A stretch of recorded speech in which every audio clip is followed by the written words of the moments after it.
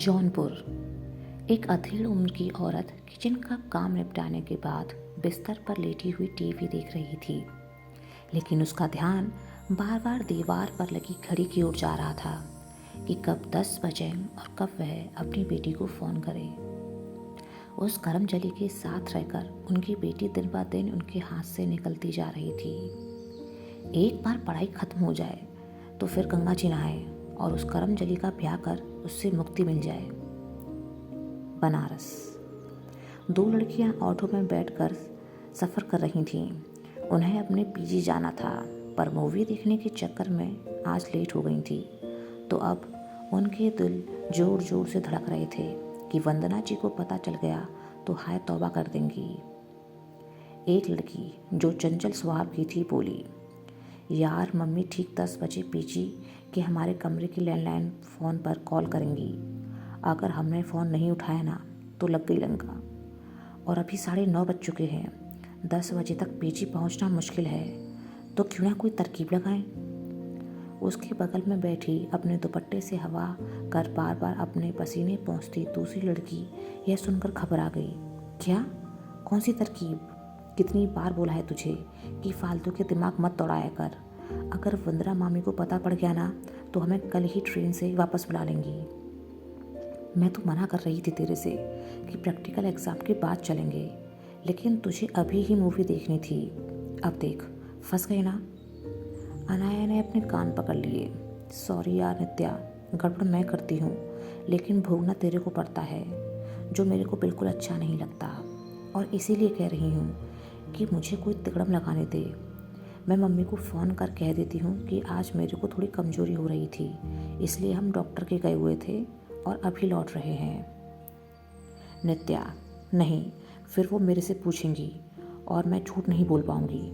तुझे पता है ना कि मुझे मामी जी से बहुत डर लगता है। अनाया सिर पकड़ कर बैठ गई। नित्या ने उसे ऐसे देखा तो बोली, कोई बात नहीं, मुझे डांट ही तो पड़ेगी ना, मैं खा लूँगी। अनाया ने उसकी ओर देखा। सॉरी यार, नेक्स्ट टाइम हम बाहर तभी निकलेंगे जब कुछ काम होगा। मेरी वजह से तुझे फिर सब कुछ सुनना पड़ेगा। नित्या मुस्कुरा दी। कोई बात नहीं, अपनी बहन के लिए मैं इतना तो कर ही सकती हूँ ना। अनाया उसकी बात सुन खुश होते हुए कुछ कहने को हुई कि तभी अचानक से ऑटो वाला ने एकदम से ब्रेक लगा दिया।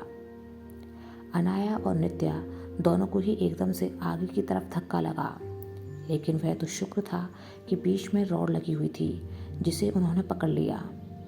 दोनों अब हैरानी से एक दूसरे को देखने लगी कि ये हुआ क्या। अनाया ने ऑटो वाले पर चिल्लाना शुरू कर दिया, अरे ओ भैया, ये क्या तरीका है ऑटो चलाने का?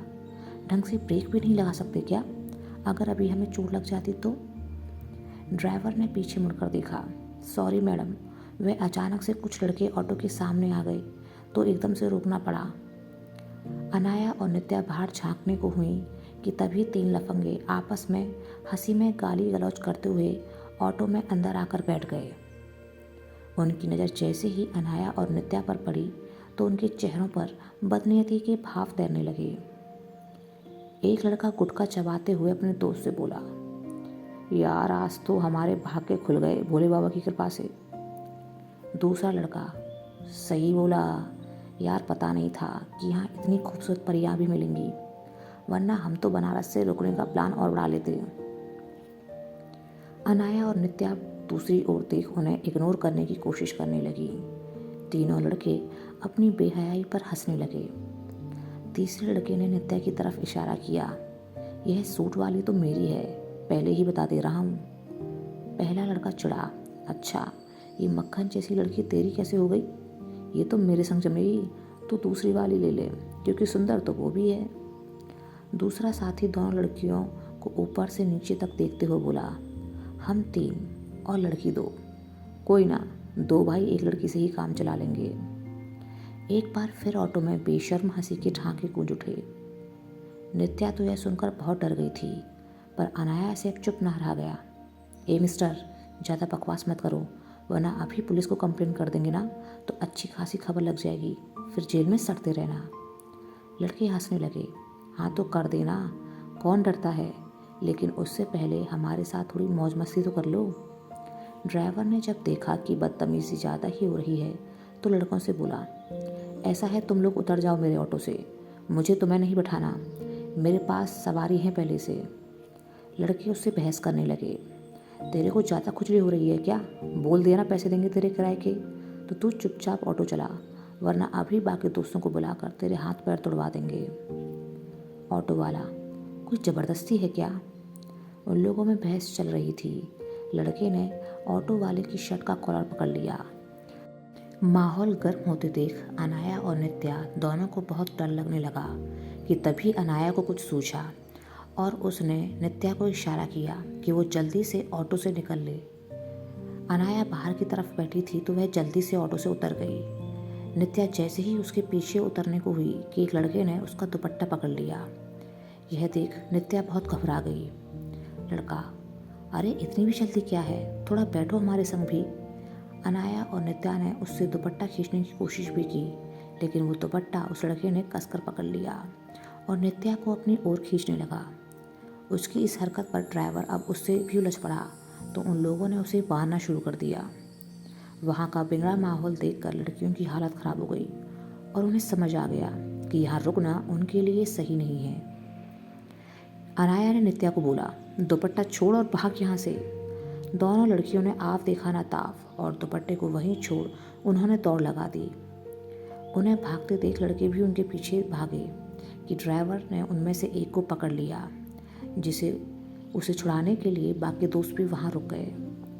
अनाया और नित्या बुरी तरह हाँफ रही थी, लेकिन उन्होंने दौड़ना नहीं छोड़ा क्योंकि उन्हें डर था कि कहीं वो लड़के उनके पीछे तो नहीं आ रहे। काफ़ी दूर तक भागते भागते जब दोनों बुरी तरह थक गई तो सड़क के एक तरफ खड़े हो सांसें भरने लगी। अनाया, यार बाल बाल बच गए, वरना आज तो हमारा कल्याण हो जाता। नित्या, वो तो भला हो उस ऑटो ड्राइवर अंकल का जो उन लोगों से उलझ गए, पता नहीं क्या हाल किया होगा उन लोफरों ने उनका। अनाया ने अब जल्दी से अपने पॉकेट से फ़ोन निकाला। रुक, मैं भी पुलिस को फ़ोन कर सब बता देती हूँ और अंकल की लोकेशन भी बता देते हैं ताकि उनकी जान तो बच जाए। अनाया फ़ोन में नंबर डायल करने लगी कि नित्या ने उसके हाथ से फ़ोन छीन लिया। पागल है क्या? हम ऐसा कुछ नहीं करने वाले हैं, हमें नहीं पड़ना पुलिस के पचड़े में। अनाया हैरान सी नित्या को देखने लगी। तू पागल है क्या? उधर वो बेचारे अंकल खतरे में हैं और वो भी सिर्फ हमारी वजह से, और तू कह रही है कि हम कुछ ना करें?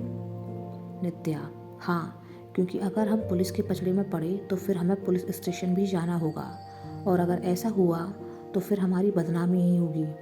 मामी भी उसी रोज़ जौनपुर बुला लेंगी।